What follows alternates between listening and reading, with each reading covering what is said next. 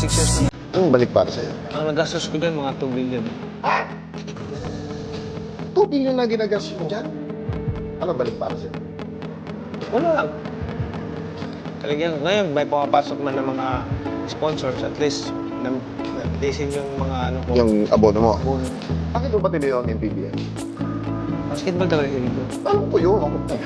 Bakit gagastos ka ng 2 bilyong piso sa nakalipas na 5 taon para magtaguyod ng isang liga?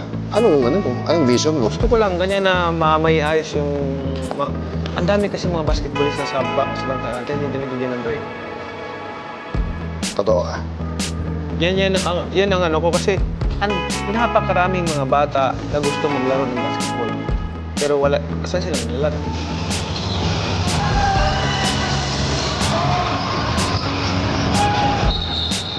Well, sabi mo nga, walang mapapaglaruan. Binigay mo na sa mga bata sa pamamagitan ng MPBL sa 5 taon.